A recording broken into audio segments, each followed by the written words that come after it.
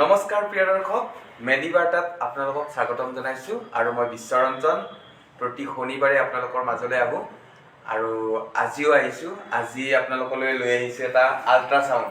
দেখিছে আল্ট্ৰাচাউণ্ড, এইটো এতিয়া আমি আনবক্সিং কৰিম। ক'ৰ পৰা আনিছোঁ জানেনে? কিন্তু এইটো নতুন নহয় দেই, ছেকেণ্ড হেণ্ড। তাৰমানে আমি যিটো চানমাৰী ক্লিনিক আছে, চানমাৰী ক্লিনিকত ইউজ কৰি আছিলোঁ। সেইখন আমি কিছুদিনৰ কাৰণে স্থগিত ৰাখিছোঁ আৰু এতিয়া যিহেতু সেইখন কিছুদিনৰ কাৰণে স্থগিত ৰাখিছোঁ, তাৰ পৰা আল্ট্ৰাচাউণ্ডটো ইয়াতে লৈ আহিছোঁ। আজি আৰু আপোনালোকক দেখাম আল্ট্ৰাচাউণ্ডে কি কাম কৰে, কেনেকৈ কাম কৰে সেই সম্পৰ্কে ক'ম। এই নৱবৰ্ষত পাহৰি গৈছিলোঁ, পোনপ্ৰথমে আপোনালোকক নৱবৰ্ষৰ শুভেচ্ছা জনাইছোঁ। আৰু আজি এই নৱবৰ্ষৰ আৰম্ভণিতে আপোনালোকক জনাবলৈ পাই মই সুখী হৈছোঁ যে আমি চানমাৰীত আমাৰ যিখন ক্লিনিক আছিলে সেইখন ক্লিনিক অকণমান ডাঙৰকৈ বিস্তৃতভাৱে বনাবলৈ আমি গৈ আছোঁ। আৰু তাত আমি বিশেষকৈ আৰম্ভ কৰিম হাইড্ৰ'থেৰাপি, যিটো পানীত ট্ৰিটমেণ্ট কৰিম। পানীৰ বিশেষকৈ হাইড্ৰ'থেৰাপিত আমি ট্ৰিটমেণ্ট কৰিম ষ্ট্ৰ'ক পেচেণ্ট, ডায়েবেটিছ যিখিনি ইনচুলিন লৈ আছে, ইনচুলিন ডিপেণ্ডেণ্ট হৈ গৈছে, তেওঁলোকক আমি ট্ৰিটমেণ্ট কৰিম। তেওঁলোকৰ পেইন ৰিলিফ, তেওঁলোকৰ ডায়েবেটিছ কণ্ট্ৰল অহাৰ কাৰণে আমি কিছুমান ট্ৰিটমেণ্ট তাত কৰিম। থ্ৰু দ্য এক্সাৰচাইজ থেৰাপি আৰু ৱাটাৰ পানীৰ যিটো থেৰাপি, তাক বেছ কৰি আমি সেইটো তৈয়াৰ কৰি আছোঁ আৰু কিছুদিন লাগিব আপোনালোকৰ কাৰণে মুকলি কৰাৰ কাৰণে। আৰু তাৰোপৰি আমি আৰু এটা নতুন ষ্টেপ এটা লৈছোঁ আপোনালোকৰ সুবিধাৰ্থে। আমি যিখিনি ষ্ট্ৰ'ক পেচেণ্টখিনিক তেওঁলোকে আমাৰ হস্পিটেলত এডমিট হয় বা আমাৰ কিছুমান ৰিহেব চেণ্টাৰ আছে। আমাৰ শুশ্ৰূষা বুলি এখন ৰিহেব চেণ্টাৰ আছে আমাৰ দিছপুৰত, তাতো ৰখা হয়। কিন্তু আমি এটা নতুন ষ্টেপ লৈছোঁ কি, যিসকলে শুশ্ৰূষা ৰিহেব চেণ্টাৰত বা এনেকুৱা ৰিহেব চেণ্টাৰত থাকিব তেওঁলোকৰ সামৰ্থ্য নহয়, তেওঁলোকৰ কাৰণে আমি কিছু হোম বেছ এটা হস্পিটেল ফেচিলিটি আমি ঘৰত বনাই দিম। ঘৰতে গৈ আমি ট্ৰিটমেণ্ট কৰিম। আমাৰ টীম ঘৰত থাকিব, আমি নাৰ্ছ এগৰাকী ঘৰত প্ৰভাইড কৰিম আৰু কমপ্লিট ৰিহেব এটা আমি আৰম্ভ কৰিবলৈ গৈ আছোঁ। ঠিক আছে, তেতিয়াহ'লে আমি আহোঁ আজি আল্ট্ৰাচাউণ্ড। এইটো আমি চেইনডাল খুলি দিলোঁ, দি পেলাই আৰম্ভ কৰি দিলোঁ এইটো আনবক্সিং। ঠিক আছে, আল্ট্ৰাচাউণ্ড দেখিছে, এইটো জহাৰী আল্ট্ৰাচাউণ্ড উলিয়াই দিলোঁ। ইয়াৰ লগত পালোঁ আমি আল্ট্ৰাচাউণ্ড এইটো হেড কেবুলডাল পাইছোঁ। তাৰপিছত এইডাল কেবুলটো আমি কাৰেণ্টৰ লগত কানেক্ট কৰাৰ কাৰণে কেবুলডাল পাইছোঁ। ঠিক আছে, তাত আমি লগাই দিম হ'ল। তাৰপিছত এইটো জেল পাইছোঁ, আল্ট্ৰাচাউণ্ড জেল। আপুনি এইটো কাপলিং মিডিয়া হিচাপে আমি ইউজ কৰোঁ। আৰু এতিয়া এখন মেনুৱেল আছে, মেনুৱেলখনতো আৰু জানেই, এইটো ফিজিঅ'থেৰাপিষ্টে ইউজ কৰিব, আপোনালোকৰ কাৰণে নহয়। গতিকে এতিয়া এই আল্ট্ৰাচাউণ্ডৰ কাম কি? এইটো থৈ দিয়া। আল্ট্ৰাচাউণ্ডৰ কাম কি? আমি এইটো বিশেষকৈ পেইন ৰিলিফৰ কাৰণে ইউজ কৰোঁ, বা আমাৰ যদি আমাৰ এডিমা হৈ আছে, আমাৰ যদি ৰেঞ্জ অফ মোশ্যন কমি গৈছে, আমি তেতিয়া এইটো ইউজ কৰোঁ। বেচিকেলি আমি মাচুলত এই যিটো ইয়াৰ ফ্ৰিকুৱেঞ্চিটো দিয়াৰ পাছত মাচুলটোৰ ব্লাড ফ্ল' ইনক্ৰিজ হয়, থাৰ্মেল ইফেক্ট হয়। থাৰ্মেল ইফেক্ট হৈ পেলাই কি হয়, আমাৰ কিছুমান তাত চেঞ্জেছ আহে। আৰু সেই চেঞ্জেছখিনিৰ কাৰণে আমাৰ ধৰি লওক ইনফ্লামেশ্যন আছে, যদি ইনফ্লামেশ্যন কমি যায়, বোন হিলিঙত কাম দিয়ে, বোনটো হিলিং হয়। বোনটো তাৰমানে তাৰ বোনটোৰ কণ্ট্ৰেকশ্যন হয়, আল্ট্ৰাচাউণ্ড দিলে। গতিকে এইবিলাক কিছুমান ইফেক্ট দেখা যায় আৰু এইবিলাকে কি কৰে, আমাৰ পেইন ৰিলিফত সহায় কৰে। ঠিক কেনেকৈ হেৰি হয়, আল্ট্ৰাচাউণ্ড মানে আমাৰ চাউণ্ড ৱেভটো যিটো আমি কাণেৰে আমি শুনি নাপাওঁ, আল্ট্ৰাচাউণ্ড 20 হাৰ্টজৰ ওপৰত। গতিকে সেই চাউণ্ডটো কি হয়, আমাৰ এই কেবুলডালেৰে কাৰেণ্ট তাৰ পৰা 50 হাৰ্টজ আহে। 50 হাৰ্টজ আহি পেলাই এই মেচিনটোত আমি যেতিয়া কাৰেণ্টটো দি দিলোঁ, দিয়াৰ পিছত তাৰ পৰা 50 হাৰ্টজ আহিব ইয়াতে। এই কেবুলডালে 50 হাৰ্টজ আহি ইয়াতে এখন চাৰ্কিট আছে, সেই চাৰ্কিটখন এম্প্লিফাই কৰি তাক কি কৰিব, 1 হাৰ্টজলৈ কনভাৰ্ট কৰিব।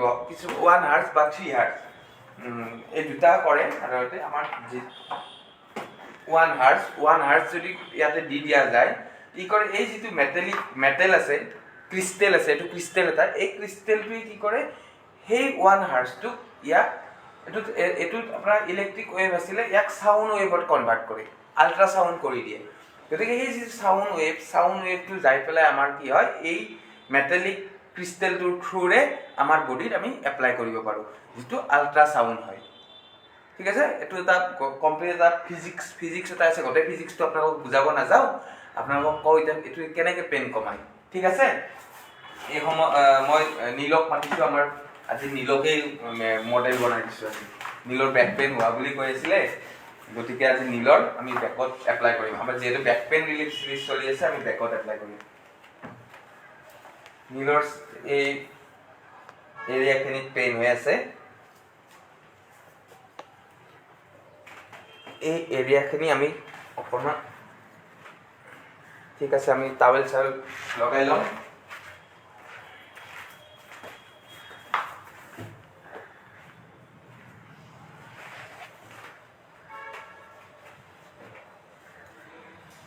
ঠিক আছে, এই এৰিয়াখিনি উলিয়াই লৈছোঁ। এতিয়া আমি ইয়াক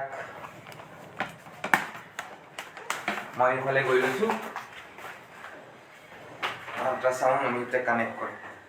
ঠিক আছে, কেবুলডাল লগালোঁ, চুইচ অন কৰিলোঁ। আমাৰ ইয়াৰ চুইচটো মই অন কৰি থোৱাই আছে, চুইচটো অন কৰি দিলোঁ। দিয়াৰ পিছত আমি কি কৰিম, এইটো কাপলিং মিডিয়া, এই তেখেতৰ ইয়াৰে যিটো ষ্টিফনেছ আছে, ভৰি উঠাৰ ৰেঞ্জ অফ মোচন তেখেতৰ কমি গৈছে, কাৰণ তেওঁ এনেকৈ পিছফালে যেতিয়া উঠায় তেখেতৰ এইটো অকণমান পেইন ফিল কৰে। আজিকালিতো গম পাইছে পেইন সকলোৰে হৈ আছে, বা আমাৰ কিছুমান মেকানিকেল কণ্ডিশ্যন, আমি ধৰি লওক বহুতে উঠোতে আমাৰ যিটো ডেইলি লাইফৰ আমাৰ যিটো লাইফষ্টাইল, এই লাইফষ্টাইলৰ কাৰণে পেইনটো বাঢ়ি গৈ আছে। আৰু আমি কি কৰিম, ইয়াতে এই যিটো হেড, এই হেডটোৰে আমি 3 হাৰ্জ, কাৰণ আমি ইয়াতে আমাক বেছি ডিপ মাচলত আমি নাযাওঁ। যদি ডিপ মাচলত যাব লাগে তেতিয়াহ'লে 1 হাৰ্জৰ আমি ফ্ৰিকুৱেঞ্চি ইউজ কৰিম, আৰু যদি আমাক আল্ট্ৰাচাউণ্ডটো 3 হাৰ্জৰ লাগে তেতিয়া আমি 3 হাৰ্জৰটো ইউজ কৰিম। এতিয়া আমাক 1 হাৰ্জৰটো নালাগে, আমি 3 হাৰ্জৰটো এপ্লাই কৰিম ইয়াতে, যিহেতু ছুপাৰফিচিয়েল মাচলখিনিত আমি ট্ৰিট কৰিম। ছুপাৰফিচিয়েল মাচলখিনি আমি ঠিক কৰিম ইয়াৰে, গতিকে আমি 3 হাৰ্জৰ। আৰু এইটো যদি ক্ৰনিক হয় পেইনটো, বহুত দিনৰ পৰা হৈ আছে, তেতিয়াহ'লে আমি ইউজ কৰিম কণ্টিনিউৱাছ মুড। আৰু তেতিয়া কণ্টিনিউৱাছ মুড ইউজ কৰিলে থাৰ্মেল ইফেক্ট বেছি হ'ব। আৰু যদি আমি পালছ মুড ইউজ কৰোঁ তেতিয়াহ'লে কি হ'ব, ইয়াতে পালছ মুড ইউজ যদি কৰোঁ তেতিয়া আমাৰ এইটো থাৰ্মেল ইফেক্টটো কম হ'ব। আৰু কিছুমান ক্ষেত্ৰত আমি কিছুমান কণ্ডিশ্যন, স্কিনৰ কণ্ডিশ্যন, তেওঁ ডায়েবেটিক নেকি, গোটেইখিনি আমি চাই মেলি পেলাই কি কৰিব লাগিব, ফ্ৰিকুৱেঞ্চিটো এপ্লাই কৰিব লাগিব। আদাৰৱাইজ আপোনাৰ যদি ফ্ৰিকুৱেঞ্চিটো আমাৰ খেলি মেলি থাকে, তেতিয়া কি হয়, কেতিয়াবা বাৰ্ণ হ'ব পাৰে, গতিকে এইটো বাৰ্ণিং চেনচেশ্যন আহিব পাৰে। গতিকে আপুনি সেই পেচেণ্টটোৰ ওপৰত ডিপেণ্ড কৰি পেচেণ্টটো কি কণ্ডিশ্যনত আছে, তেওঁৰ স্কিনৰ চেঞ্চিটিভিটি কেনেকুৱা, তেওঁৰ ডায়েবেটিক কণ্ডিশ্যন, ডায়েবেটিকৰ তেওঁৰ কেনেকুৱা চিটুৱেশ্যনটো কেনেকুৱা, তেওঁ কোনটো টাইপ 2 ডায়েবেটিক নে কি, কিমান তেওঁৰ চুগাৰ লেভেল কিমান থাকে, এই গোটেইখিনি আমি ষ্টাডি কৰিব লাগিব। ষ্টাডি কৰি আমি কি কৰিব লাগিব, ইয়াতে আমি জেল দিলোঁ, এইটো কাপলিং মিডিয়া, জেল দিলোঁ। এইটো দিলোঁ তেখেতৰ, যিহেতু আমি পেইন ৰিলিফ কৰিম, আমি পেইন ৰিলিফৰ কাৰণে এটা আমি জেল ইউজ কৰিব পাৰোঁ ইয়াতে।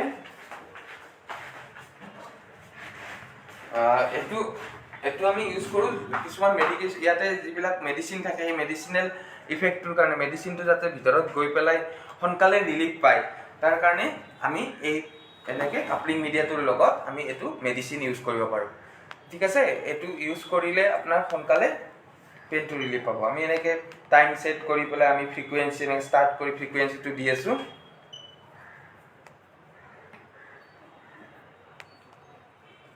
ঠিক আছে, এনেকৈ ৰাউণ্ড শেপত আমি যদি ইয়াক লাহে লাহে ঘূৰাওঁ এনেকৈ, তেতিয়া কি হ'ব, ইয়াত থাৰ্মেল ইফেক্ট এটা হ'ব।